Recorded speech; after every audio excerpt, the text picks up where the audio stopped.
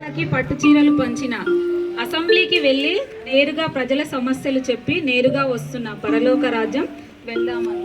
అయ్యా దూత గారు, నా పేరు జీవగ్రంథంలో ఉందా? నీ పేరు? నా పేరు తెలియదా? నా పేరు ఎమ్మెల్యే ప్రేమలత. నీ పేరు జీవగ్రంథంలో రాయబడలేదు. ఏంటి, నా పేరు జీవగ్రంథంలో లేదా? మా తాతల ముత్తాతల కాలం నుంచి మేము దేశ సేవ చేస్తున్నాం.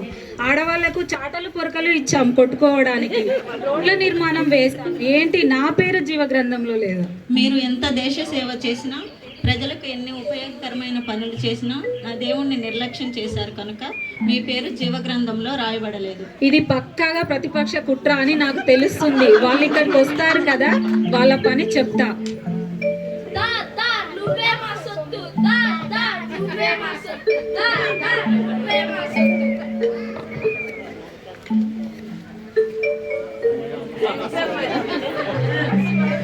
దూత గారు, నా పేరు జీవగ్రంథంలో ఉందేమో చూడండి. మీ పేరు చెప్పండి.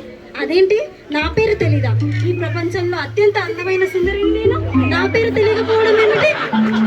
మీ పేరు జీవగ్రంథంలో రాయబడలేదు. నువ్వు ఎంత అందగత్తవైనా, నువ్వు ఎన్ని కిరీటాలు ధరించినా, నువ్వు దేవుణ్ణి నిజరక్షకుడిగా అంగీకరించలేదు కాబట్టి నీ పేరు జీవగ్రంథంలో రాయబడలేదు. నేను ప్రపంచంలో ఎన్నో పేరు ప్రఖ్యాతులు కాల్చాను, నా పేరు లేకపోవడం ఏమిటి?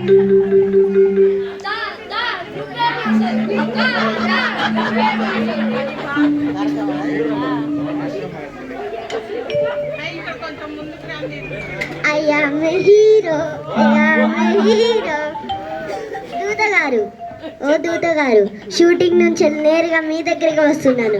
నాకు పరలోకానికి ఫ్లైట్ ఎన్ని? పరలోకానికి వెళ్ళాలంటే ముందు నీ పేరు జీవగ్రంథంలో రాయబడి ఉండాలి కదా. నీ పేరేంటి? ఏంటి, నా పేరు తెలీదా? నా పేరు హీరో నిషాల్.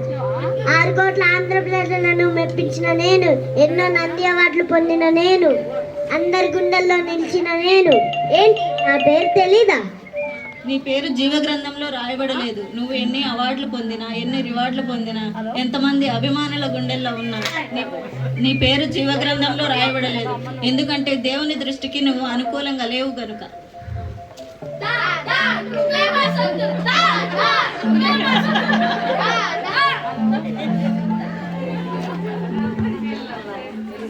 ఏసయ్య ఎంత మంచి కుమ్మరి, నా ఏసయ్య ఎంత మంచి కుమ్మరి. నేను పేదరాన్ని, ఆనాడు 2 కాసులు నా జీవనమంతయు దేవునికి ఇచ్చిన పేదరాన్ని.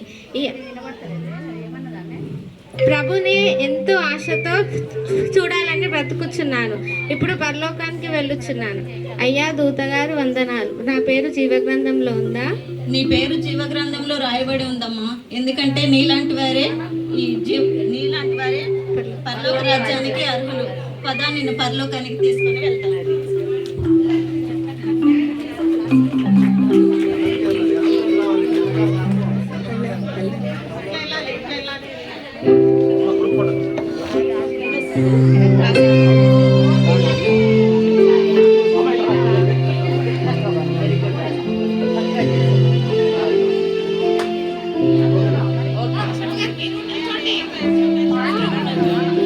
మనము ఎంత పేరు ప్రతిష్టలు తెచ్చుకున్నా,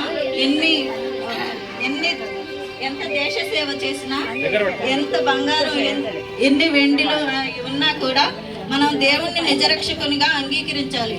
పాప క్షమాపణ, మారు మనసు ఈ భూమి మీదనే ఉంటుంది. కాబట్టి మనం ప్రతి ఒక్కళ్ళము నిజ దేవుణ్ణి తెలుసుకొని మారు మనసు పొంది రక్షణ పొందుకుంటే మనకు పరలోక రాజ్యం ఉంటుంది. ఈ చిన్న స్కిట్ ద్వారా మేము అది తెలియజేయాలనుకుంటున్నాం.